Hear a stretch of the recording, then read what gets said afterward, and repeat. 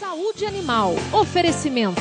Hospital Veterinário da Unimar. Apoio. Conselho Regional de Medicina Veterinária do Estado de São Paulo.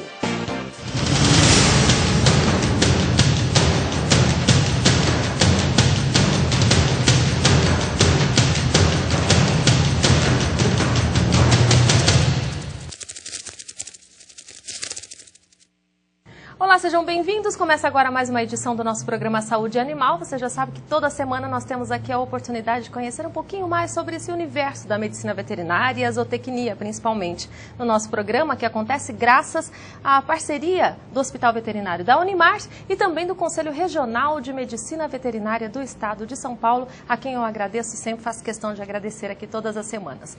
Antes de iniciarmos o tema do programa de hoje, eu quero já adiantar que o Dr. Fábio Manhoso esteve aqui há alguns dias atrás, falando sobre as eleições, um momento muito importante, democrático, onde a chapa Reconstrução estava trabalhando, não é, para uma reeleição, chapa única, mas o trabalho é muito sério e, obviamente, também muito positivo quando nós temos uma chapa única, significa que o trabalho desenvolvido até então foi um trabalho satisfatório. E o professor Dr. Fábio Manhoso acabou de entrar em contato com as notícias, né, que foram divulgadas nos últimos instantes e eu quero adiantar para vocês aqui um número muito positivo, mais de 50% dos profissionais em todo o estado, número importantíssimo, mais de 50% dos profissionais participaram do pleito, participaram das eleições, seja presencialmente lá, né, na sede do Conselho, na última semana, no último dia 15 de março, ou por meio dos envelopes e das cédulas enviadas pelos Correios. Então, mais de 50% dos profissionais participaram,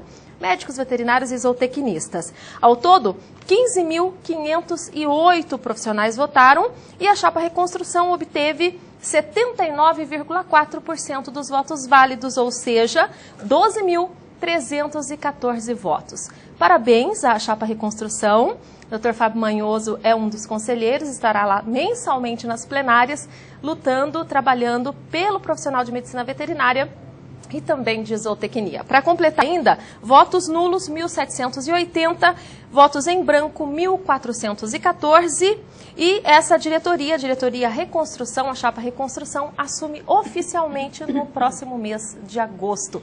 Essas e outras informações você encontra no site do Conselho, www.crmvsp.org.br. Vale a pena conferir. E eu recebo hoje aqui para falarmos sobre doenças transmitidas por carrapatos, a doutora Cláudia Bonini, ela que vem, não é a primeira vez participar do nosso Saúde Animal, mas nesse cenário é a primeira vez. Seja bem-vinda, doutora Cláudia, é um prazer recebê-la. Prazer é meu. Vamos falar de um assunto muito difícil, muito sério e que exige a atenção de todos que nos acompanham aqui hoje, porque carrapato parece algo fácil de lidar, mas não é fácil. Se não prestarmos atenção pode transmitir doença para o animal e depois também para o ser humano, no caso das zoonoses. Vamos por partes, né? Nós temos as imagens aqui para que esse fato seja ilustrado. Vamos começar falando sobre esse tema, que é um tema muito delicado. Certo. Bom, existem várias doenças que são transmitidas por carrapatos. Eu vou ter que falar das principais, senão a gente não teria tempo hábil para falar de todas, né?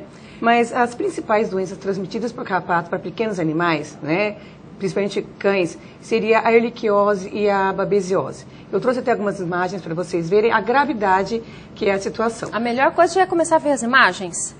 É a melhor? Vamos. Então vamos começar aqui acompanhando, porque vocês vão perceber o quanto é importante ficar atento para não deixar, às vezes, chegar no ponto em que chegam os casos, às vezes, no hospital veterinário. É muito triste de ver e já vamos começar com as imagens. Mas vamos lá, doutora, pode começar. Olha só isso, é inacreditável. Então, olha, isso daí é um animal, né, um cachorro. Olha a orelha desse cão, a quantidade de carrapatos que tem, né, nessa orelha. E isso daí não é difícil da gente encontrar, não. Juro que eu quase chorei quando eu vi. Então, é assim, nós moramos num país tropical, onde tem muita umidade, calor, e isso vai realmente predispor à proliferação, né, desse carrapato. É muito rápida a proliferação, né? Sim, depois vocês vão ver a próxima imagem, tá? Então, uma carrapatinha, né, fêmea, ela consegue pôr, né, milhões de ovos numa ovopostura. Isso daí, imagine, né, cada fêmea dessa fazendo essa ovopostura aí. Né? Então, assim, o ambiente vai realmente ficar infestado. Nossa. E então, isso a gente percebe também que eles vão, não só no animal, mas na casa. No ambiente, principalmente no ambiente. Tá? A gente vê a infestação no animal, você pode ter certeza que o ambiente também está da mesma forma. Né? Então, as pessoas ficam falando, mas eu vejo carrapatos subindo na parede. Realmente, os carrapatos, eles não ficam quase no chão, tá? Eles sobem nas paredes, ficam atrás de quadros. Até para se protegerem, né? Sim, atrás de quadro, atrás de cortinas, né? Em grama. E aí fica difícil a gente estar fazendo controle desses carrapatos. Esse é felino, é o gato? Não, isso aí são algumas doenças, né? Que transmite também, é transmitida por carrapato, mas é a hemobartonelose, é uma doença em felinos. Tá? Difícil ver carrapato em gato. Não, mas tem também. Porque eles se limpam mais, é isso? Não, acho que pelo hábito deles também, né? Cão, geralmente, eles saem de casa, eles vão... Áreas onde você tem muito terrenos baldios, pastos, perto de fazendas, né? Então, a quantidade de carrapatos nesse ambiente também é maior. Então, às vezes, fica muito mais fácil pelo hábito mesmo do cão, né? Dos lugares que ele vai, dele... realmente tem uma infestação maior de carrapatos. Mas se eu tiver no mesmo espaço ali delimitado, o cão e o gato, a probabilidade de o carrapato procurar o cão é a mesma que o gato? Não, mais realmente os cães do que os felinos. Assim como a pulga. Cães. Quero aproveitar e já vou tirando dúvidas. As pulgas também. Pulga não na rotina, parece que a gente vê mais pulgas em felinos até do que carrapatos. Né? Mas assim, cão realmente... Pulga e carrapato fazem a festa. Atrai mesmo, né? Muito dia mais. A gente vai ter que falar só sobre isso. Bom, vamos retomar o assunto que vai fluindo aqui. Vamos voltar às fotos. Volta lá naquela dos ovinhos, né? Que são ali. Muitos. E dessas principais doenças, doutora. Tá. Então, é interessante falar... realmente, como que o proprietário vai identificar isso daí, tá? Então, assim, o animal, ele pode começar um pouco de anorexia. O que é anorexia? Ele vai perder o apetite, né? Ele vai parar de se alimentar. Então, um dos sintomas. E o animal vem acompanhado de febre, né? Apatia, prostração, e o animal vai ter histórico de ter tido carrapato.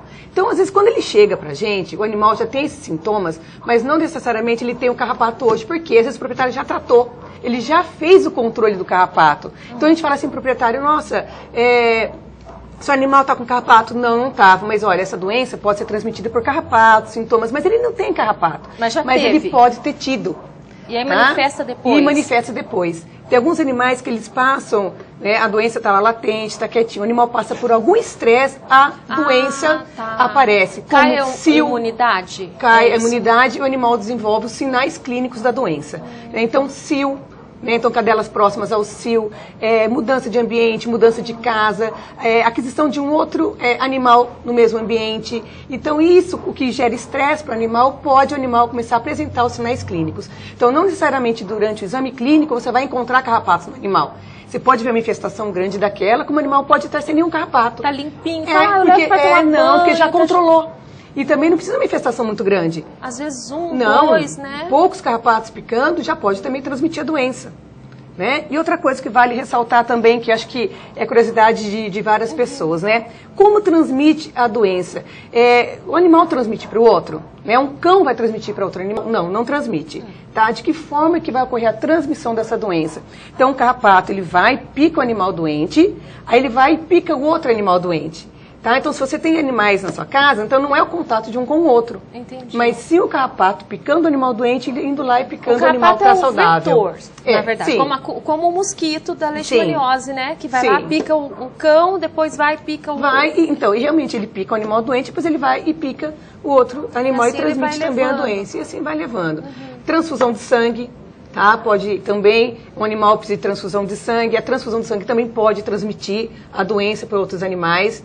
Né? Supondo que você tem um animal que está com uma anemia muito grave, ele precisa receber, né, sangue. O outro animal que você já teve erliquiose, tá? Ou ele tem erliquiose ou babesiose, que são essas doenças transmitidas por carrapato, e ele não tem sinal clínico, mas ele está com a doença, ele pode transmitir a doença também através de uma transfusão de sangue. Mas esse sangue, no caso da transfusão, obviamente são feitos os exames. Sim, teria que ser feito. Agora, às vezes, uma emergência, que às vezes não foi realizada. Pode transmitir. Um cão para fazer a transfusão, pega o primeiro que achou. Pode transmitir a doença. Tá? Isso não é regra. Geralmente, é feito uma avaliação do animal, um exame de sangue prévio, mas uma emergência e não existe um outro animal, pode ocorrer sim a transmissão da doença. E no caso, por exemplo, desse animal, né, com a manifestação, mesmo que ele esteja lá limpinho, toma banho toda semana e tal, como a doutora está falando, de repente, uma coisa pode ir levando a outra, no que diz respeito à infecção, por exemplo, vai debilitando, chega uma hora que a gente já não consegue mais detectar o que está acontecendo com esse animal. Não pode, porque assim, essa doença, ela pode dar complicações, né, no animal. Depois tem umas imagens legais também. Então, a erliquiose, né, essa erliquiose, ela diminui as células de defesa, tá, do organismo do animal. Então, ele pode ter algumas doenças bacterianas secundárias a essa doença, uma pneumonia, tá, qualquer outra doença associada. A babesiose, né, que é um outro protozoário, hemoparasita, né, que a gente fala, ele destrói as hemácias, né, já são as células vermelhas do sangue, que aí fica da anemia. Que fica aquela gengiva toda branca, quando tá tudo Sim, bem que tem uma imagem branquinha. para mostrar para vocês também, então dá anemia no animal. Então, assim, dependendo da doença, os sintomas, né, tão febre rápido, né? É característico das duas, Aí urina, mas os sintomas rim, mudam. Pode afetando tudo. os outros órgãos, sim. Vamos ver as imagens aqui. É que eu vou falando, vou lembrando da minha que morreu, tadinha, no fim do ano passado. E são todas as características, a gente vai lembrando, né? Vamos lá para as imagens, então. Vamos seguir aqui. Ó, isso aí é uma cocker, né? E essa Fica... cachorrinha, ela tá com anemia. Nossa, eu tá? sei Que como isso, então, a gente olhando, o próprio proprietário, ele chegando em casa, ele tá vendo o animal tá apático, não tá se alimentando, né? Teve histórico, às vezes, de carrapato. E às vezes é muito rápido. A minha aconteceu, rápido. Como ela estava sendo tratada no hospital veterinário, de um dia para o outro, né? As meninas lá foram olhar e falaram, meu Deus. A mucosa fica bem branquinha mesmo, né? A mucosa anêmica que a gente fala. Né? Esse daí já é um animal com erliquiose. Como você tem uma diminuição das plaquetas, né? Você tem também uma fragilidade capilar nesses animais, é comum a gente encontrar epistaxe, que a gente fala que é o sangramento nasal. Então não é todo sangramento nasal que é a erliquiose. Tá? Pode ser pólipos na narina, né? Então pode ser neoplasia, trauma. Não, mas alguns animais, principalmente pastor alemão, ele é bem sensível à erliquiose. Você vai ver esses casos do animal com a epistaxe. É quadro clássico. Entendi. Tá? Aí depois a gente vai falar sobre algumas zoonoses, né? Algumas doenças. Pode pular essa e depois a gente volta, é isso? Pode. Então vamos indo aqui para a sequência das fotos, depois a gente volta na transmissão para o ser humano, porque às vezes a pessoa fala assim, o cachorro, depois aí cuida, se não der também, fazer o quê? Mas e quando transmite também para o ser humano, né? Aí são as zoonoses, é uma outra situação. Vamos seguindo com as imagens. Pode ir soltando, a doutora vai falando aí, porque senão a gente até achar a ordem, é muito assunto, aí acaba o programa. Nossa, tem muita coisa para ser falada. Vamos aí mesmo. Aí já é uma outra doença, tá? Essa aí já é uma doença causada também por carrapatos, né? É uma zoonose, que é a doença de Lyme.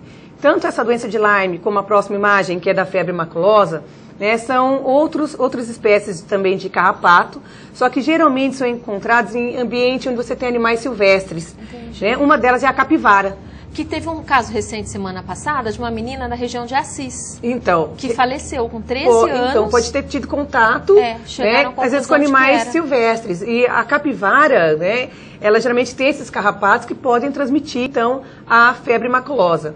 E aí está o carrapato, né, e aí uma pessoa, geralmente ela tem essa área, né, de eritema, né, hiperemia, geralmente em membros, braços, né, tornozelos. Não necessariamente, você tem espalhados pelo corpo também, mas geralmente nascem nas extremidades. Né? Então, isso é só para ilustrar a febre maculosa. Né? Febre mesmo, infecção total. Assim, né, eu não sou médica, mas a gente conhece alguns sintomas, mas assim, dores de cabeça, dores musculares. Pode começar parecendo uma gripe, né? Sim, parece uma gripe, né? Então, febre, dor de cabeça, dores musculares e essas manchas avermelhadas pelo corpo. Que é o que faz a diferença. E aí, né, dificulta. E tem que ter, né, a pessoa, será que foi para campo, né, para ver se chegou num ambiente que você tem esses carrapatos que podem transmitir. Chácaras, né? Ou realmente foram acampar, isso pode acontecer também. E tem contato com esses carrapatos e vai transmitir, sendo picado, vai transmitir a doença para o homem também. Esse, então, da zoonose especificamente é o estrela. Que a gente fala. Você tem o amblioma cajanensis, né? Ou o carrapato estrela, que a gente fala. É mais comum, assim, o nome. Que é o da febre maculosa, né? E tem também a doença de Lyme, né? Que aí o agente biológico é a borrelia. E realmente os dois causando esses sinais clínicos, né, no homem também. E que esses carrapatos não são tão comuns nos animais domésticos. Não, mas mais animais silvestres. Tá bom. Tem mais imagem lá? Tem mais, não tem, doutora? Não, acho que foram só essas, mas pra gente ilustrar então, mesmo, realmente. Volta, para quem não viu do começo, vamos voltar com aquela primeira que é... Meu Deus, é chocante aquela imagem, né? Sim. Então, o que a gente tem que fazer, tá? É muito mais fácil você controlar o carrapato, né? Você não tratar o animal e você fazer a profilaxia, você fazer o controle dos carrapatos, né? Sai mais, enquanto você tratar, aliás, você prevenir a doença e você não ter o risco de perder o animal. Então, fazer o controle no ambiente em que esses animais vivem. E aí, então, o médico veterinário vai me orientar para controlar, para fazer toda a higienização da caminha, né? Cama do animal, tudo. Casinha em que o animal vive, aquelas casinhas de madeira com frestas. E o cachorro fica dentro de casa, então? Pode também. Não é? Aí vai atrás de cortina, atrás de quadro, tapete, embaixo de tapete. Aí tem que dedetizar tudo, é isso? Sim, olha, tem que fazer um controle, tá? Não só do ambiente, mas o controle também do animal. São duas coisas que caminham juntas. Às vezes o proprietário fala, nossa, eu pulverizo o quintal, pulverizo lá e não está melhorando. Mas a gente tem que tratar o animal também. Por quê? Então você colocando produtos que vai colocar no animal, que quando o carrapato vai lá, pica o animal, ou tem alguns que não precisam nem picar, só entrando em contato, com a pele e o pelo do animal, eles morrem, você vai controlando. Então é uma coisa a longo prazo. Não adianta falar que, olha, eu vou colocar um produto no animal e falar, olha, pus um produto e continua uma infestação muito grande, culpa o veterinário, culpa a medicação. Não é a longo prazo. Imagina uma infestação grande dessa, você tem que ir pulverizando o ambiente, colocando produtos no animal, mensal. Outra coisa, vizinhança. Vizinhança. Imagina você cuidando do seu terreno e você começa... vizinho não. Tem que ficar atento aos animais dos vizinhos também, também, eles vêm pelo muro. Pelo muro, porque aí você começa a prestar atenção, aí com cuidado, porque é duro olha, me abordar. Briga entre vizinhos. Eu imagino. Dá, porque assim, olha, eu coloco coleira no meu animal, eu coloco produto no meu animal, pulverizo o quintal, mas ele vem pelo muro, porque o vizinho não controla. E aí sobe pelo muro e vai para casa do vizinho mesmo. E vai correr. E a pessoa pode fazer algum tipo de denúncia?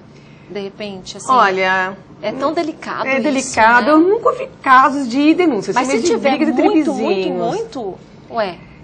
Bom, é saúde pública, né? Saúde pública. É saúde pública. Aí acho que talvez tem que tomar medidas mais às vezes você liga no setor de zoonose da cidade, anonimamente, fala, gente, bate aqui, porque às vezes é a unidade de saúde da família no bairro, e tem lá as pessoas responsáveis por visitar. Aí a pessoa vai ver a dengue, já aproveita e vê se tem carrapato, vê o animal se está bem cuidado, quer dizer...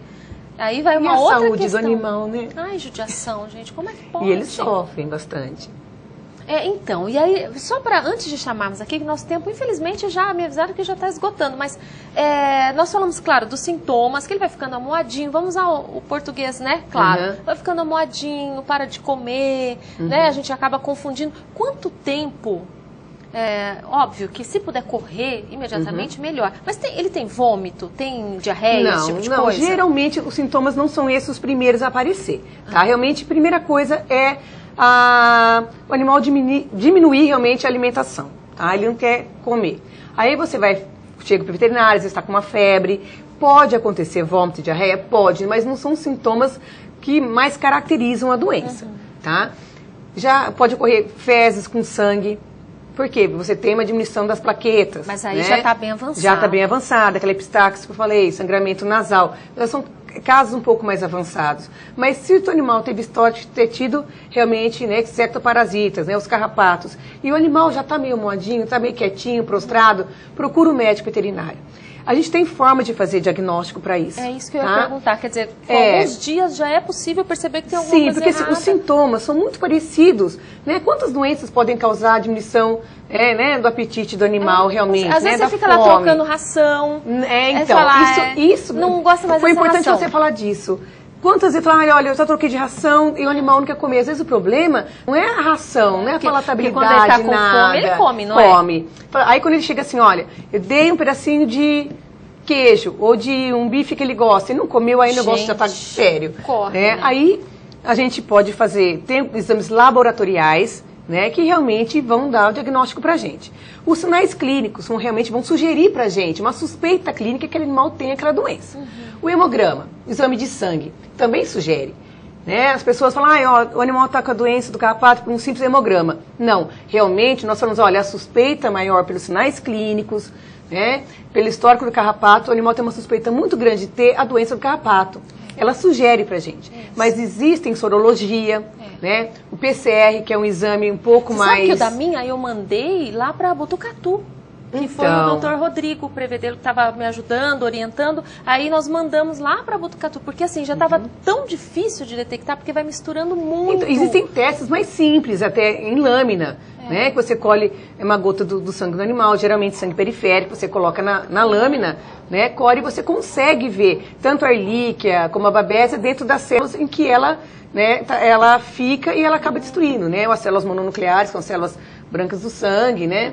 Falando assim, para todo mundo entender, né? Assim, mas, grosso modo. Mas quem tem animal, a gente entende. Quem está em casa entende com certeza. E as hemácias, né? Que são as células vermelhas, que oxigenam o sangue e tudo, também causa essa destruição. E a gente pode encontrar, às vezes, dentro de uma hemácia, né, a babésia. Então, quer dizer, existem alguns exames até simples que a gente consegue, no início, às vezes, da doença, estar detectando.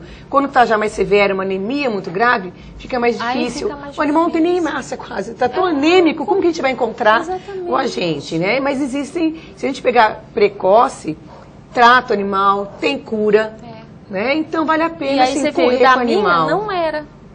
Não era do carrapato, porque quando a gente já não tinha mais o que suspeitar, vamos ver se é do carrapato. Não era. Né? Então tem aquela outra, tanto é que agora não pode ter animal durante tantos meses no mesmo espaço, porque é muito transmissível, né? Como chama? Qual delas? Tem... Não sei, não lembro o nome. Mas era viral, você lembra? Como chama? Que transmite... Não era leishmaniose? Não. Que transmite muito fácil de um animal para o outro, que você não pode ter outro em casa. Parvovirose, sinomose. Tá, aí são as doenças virais. A gente pode vir falar outro dia também, que é um tema muito interessante. Porque mistura tudo. Os sintomas são os mesmos desse início aí. Apatia, não quer comer, vai dando... A parvovirose, né? Olha, mudando já doença pro carrapato, mas assim, geralmente o início é vômito. Já diferencia um pouco dessas outras doenças. Eu acho que eu nunca vi uma parvo sem vômito. Por isso que eu perguntei do vômito. A minha não tinha vômito. Então, e a parvovirose, geralmente, a sinomose tem primeiro vômito? Nem sempre. Nem sempre, então. Nem a minha sempre, não tinha. Nem sempre. Agora, a parvovirose e o vômito estão juntos. Então, não tem jeito. Não era sinomose mesmo, porque não tinha vômito. Já é bem mais grave. Nossa, foi muita judiação. Já é bem mais grave a doença. A gente pode voltar um outro dia para estar falando sobre as doenças virais. Não, porque senão eu choro. Não, mas aí para não perder mais. Então a gente pode alertar as pessoas. Mas ela era muito velhinha. Ela era muito velhinha. Então também tem essa outra questão, né? Que é só antes de finalizar. Eu sempre tenho que finalizar, mas não consigo. Vem a questão da idade também do animal. Sim. Se ele é mais novinho, claro que ele é sensível, né? Às vezes ele é mais fortinho e tal. Ou bem velhinho, idoso já, fica mais sensível. No caso do carrapato, tanto animal muito jovem como animal mais idoso, né? Eles realmente têm uma predisposição, às vezes... aliás, eles são mais sensíveis. Né? Então, e existem algumas doenças que só dão em filhotes e tem algumas doenças que vão aparecer somente em animais idosos. Então, e no caso do carrapato, quando vem no filhotinho, é difícil, né? Debilita rápido. E no idoso, então, no instantinho, né? Por isso não pode... Existem raças também que são bem sensíveis. Carrapato? Tem. Que realmente o pastor alemão, ele é um deles. E o poodle? O poodle... É mais forte. Gente, dizem olha, que se fosse comparar o poodle com o pastor é mais sensível. Olha que por aquele tamanho, ele é mais sensível realmente a erlíquia. Esses dias eu vi uma brincadeira com o poodle, que é assim, né? A família inteira vai e o poodle fica. E o poodle, cachorro forte, poodle, né, acho que eu já vi mais assim com 23 anos. A gente pega com 18, 19 eles anos. Vão ficando, ficam. Um dia fazer um programa só de poodle. Colocam eles nasce a criança em casa, eles colocam o cachorrinho junto. Já foi pra faculdade. E o poodle tá lá. E o poodle fica com a família. Gente, é muito resistente, né? Verdade. E eu brinco aqui que depois passar a minha fase do luto, entre aspas, da Barbie, aí a gente vai ter o mascote, que eu faço questão de ter outro, mas aí nós vamos pegar filhotinho bichinho, vou deixar ele andando por aqui. A gente orienta. Aí sim vai ser legal mostrar desde o início, né? É legal mesmo, muito bom. Muito bom. Nossa conversa vai longe aqui. Não, e a gente tem papo mais 1 hora, 2 horas. E olha lá. Vamos ouvir então a palavra do aluno e a palavra do Dr. Francisco e voltaremos aqui para encerrar finalmente o nosso programa. Vamos lá.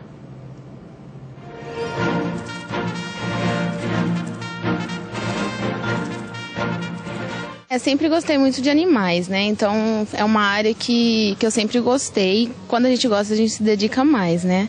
Então a minha expectativa é muito grande, assim, por eu sempre gostar de bicho.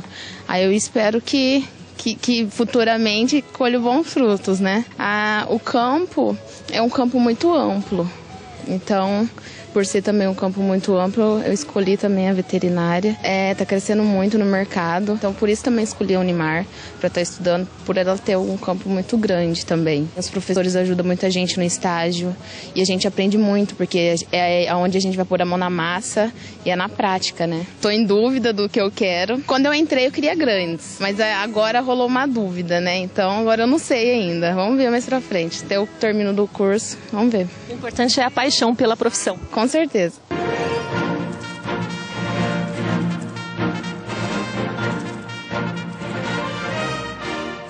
Desde que eu entrei no Conselho, com a visão de reestruturar a nossa sede, reestruturar administrativamente, eticamente e politicamente. Nosso primeiro programa de trabalho de 2002, quando a gente se lançou, a gente levantou naquela época a possibilidade de se fazer política, fazer com que o veterinário e o zootecnista participe no seu estado, no seu município, na sua comunidade, politicamente, para que a gente possa ter, junto às câmaras municipais, representante das classes, junto à prefeitura, representante da classe, junto à assembleia, representante da classe. Infelizmente, nós não conseguimos ainda eleger um deputado estadual e precisamos disso. São Paulo precisa ter na Assembleia um veterinário. São Paulo precisa ter no Congresso Nacional um veterinário. Outros estados têm. Por que nós não podemos chegar lá? Hoje nós somos mais de 33 médicos veterinários e zootecnistas no estado. Se nós nos unirmos, temos certeza de que nós vamos colocar um deputado estadual, um deputado federal lá, que nós tanto precisamos. Prefeito nós já temos 3 no estado, 2 vice-prefeitos, 18 vereadores. Está faltando se chegar na Assembleia. As leis saem de lá. Está precisando chegar no Congresso Nacional. Nós temos que ter essa representatividade junto ao estado. E aqui eu faço um desafio aos colegas. Pensem. Examine colegas que são políticos, que gostam e que se lançam e vão trabalhar para que a gente consiga colocar alguém nesses 2 patamares tão importantes para a medicina veterinária, para a zootecnia. Tenho certeza, colega, que na próxima eleição, se sair um colega candidato a vereador, candidato a prefeito, nós temos que colocar ele lá. Isso é uma necessidade que desde 2002 eu venho comentando isso. E foi uma das batalhas da minha proposta. Entrar na política mesmo, ter representante mesmo. Nós precisamos urgentemente disso, porque eu tenho as dificuldades quando eu preciso falar com um deputado, ou com um prefeito, ou com um vereador. Nós não podemos ter mais essas dificuldades. Outras classes a gente vê, todas elas representadas, e a veterinária não tem ainda. Então, se hoje nós temos aqui 3 prefeitos, vamos pegar um colega desse e levar para a Assembleia, levar para o Congresso Nacional. Isso depende da gente. E aí eu peço a você, quando um colega se disser, eu sou médico veterinário e candidato a prefeito ou a Assembleia ou a vereador ou a deputado federal, vamos fechar a fronteira e colocá-lo lá. Esse é um apelo que eu faço a você que está me ouvindo, que está me assistindo, com todo o carinho, com todo o respeito. Muito bem. bem, tá aí, olha, a palavra do Dr. Francisco, mais uma vez lembrando, as eleições aconteceram, as eleições do Conselho Regional de Medicina Veterinária do Estado de São Paulo, cuja chapa presidida pelo Dr. Francisco, a chapa Reconstrução, foi reeleita, olha, os números estão aqui, com votos válidos, 12.314 ou 79,4% dos votos válidos, com mais de 50% dos profissionais participando das eleições. Importante esse momento, e o Dr. Francisco estava falando nessa mensagem dele, justamente sobre a democracia entre os profissionais e a falta que faz um profissional no meio político, fora do conselho, né?